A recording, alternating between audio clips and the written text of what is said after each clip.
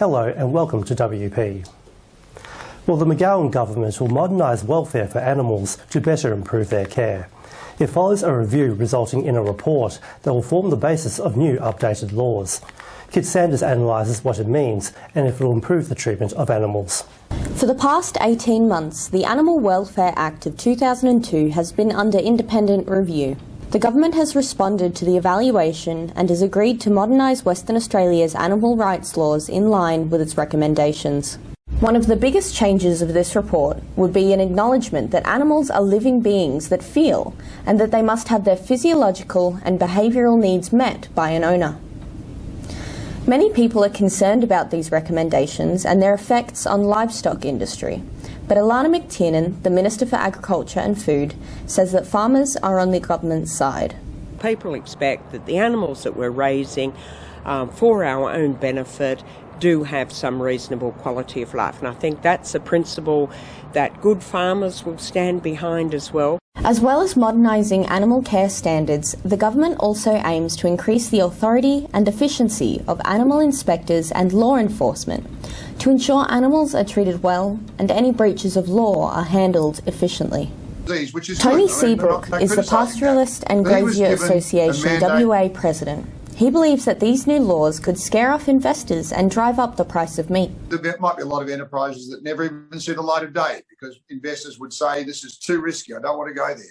It's unlikely that this sort of legislation brings about a cataclysmic overnight change, but in the long term, Australia, which needs to export, needs to be involved in food production, may just see, in the same way that manufacturing disappeared, see people in agriculture just say, it's too dangerous for me, it's too hard, I don't want to do this.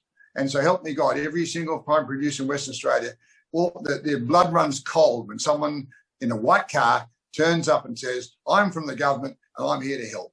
Tony believes that the review should have consulted more people who live and work in the regions and have experience farming livestock. While no one disagrees that animal and livestock welfare is important, it remains to be seen what the long-term effects farmers and businesses will face in the years to come.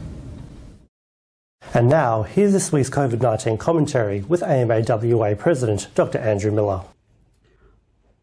I've been a busy week again in Victoria trying to get out of their lockdown over there with the unfortunate news that the Delta variant has been found in the community somewhat mysteriously. No one's sure where it's come from in a family who've returned from New South Wales separate to the other issues going on over there.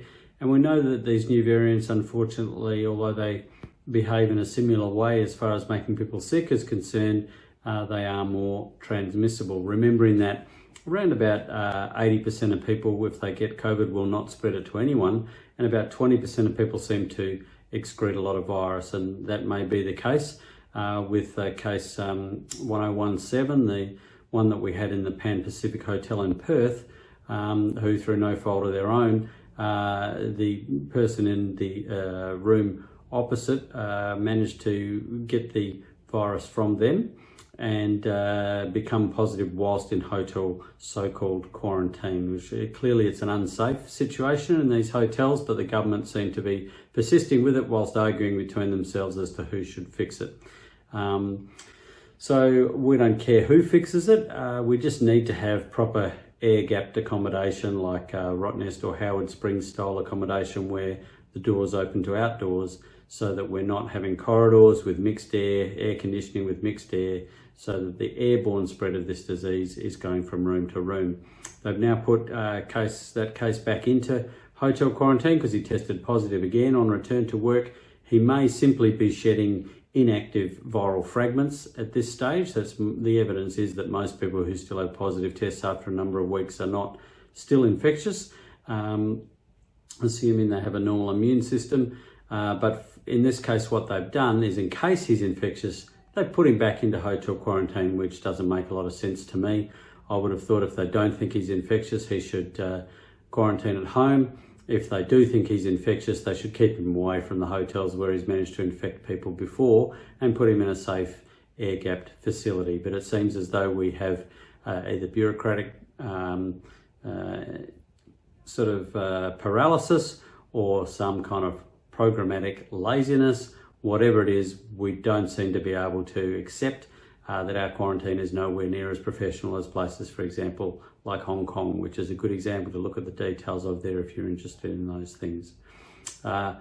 So we do still live on a bit of a knife's edge, and we're hoping that the vaccine program will start to really kick off in some numbers soon. Clearly, we've been slowed right down by the lack of vaccine for people under the age of 50, and hoping that opening up to people over the age of 40 to 50 years old this week will be a success in Western Australia. And I would encourage people to get onto Vaccinate WA website and see if you can get an appointment if you fall into that age group. For people over 50, there's still the AstraZeneca vaccine available, and if you have concerns about that, then you should talk to your doctor, and hopefully in time we'll just have lots and lots of vaccine around for everyone. Which brings me to the question of children.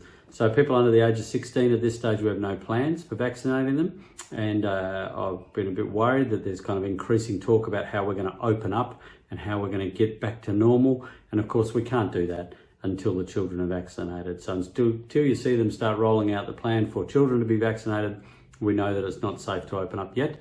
And that's because some children still get sick. About the evidence shows about 2.5% of children infected will end up in hospital if they haven't been vaccinated, and unfortunately some of those will die, and about 7% of the kids will go on to have long-term disabling symptoms.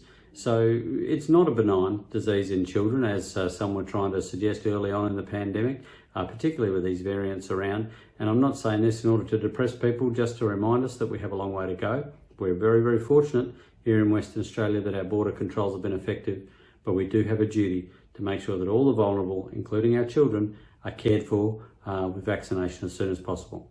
Thanks for your time. That was Dr. Andrew Miller, and that's WP for this week. We'll be back again next time, but for now, it's back to you. Thanks, Nelson. And here's Leo with what's coming up on 6 News. Thanks guys, tonight on 6 News, breaking news, Melbourne on edge, the city now halfway through its 7-day lockdown extension, but authorities have warned that even if it ends next week, tough restrictions are set to continue. Plus the ABC dumps a planned Four Corners program on explosive allegations about the Prime Minister's relationship with one of Australia's biggest pushers of QAnon. Could this pose a potential threat following the January 6th attack on the US Capitol? And why did the national broadcaster axe the report? And as the mice plague continues to ravage New South Wales, is concerned that the poisons meant to stop them are actually killing other wildlife, locals reporting fat fish spewing up rodents as the crisis spreads into waterways. You can see full details on those stories and plenty more by heading to our YouTube channel. Just search 6 News Australia to find us, and our website 6newsau.com. For now though guys, it's back to you. Thanks Leo, and that's our weekly news and current affairs. For more news at any time, head to our website wamnnews.com.au. Until next Sunday evening, from Sarah and myself, we wish you good health and good night. Thanks for stopping by.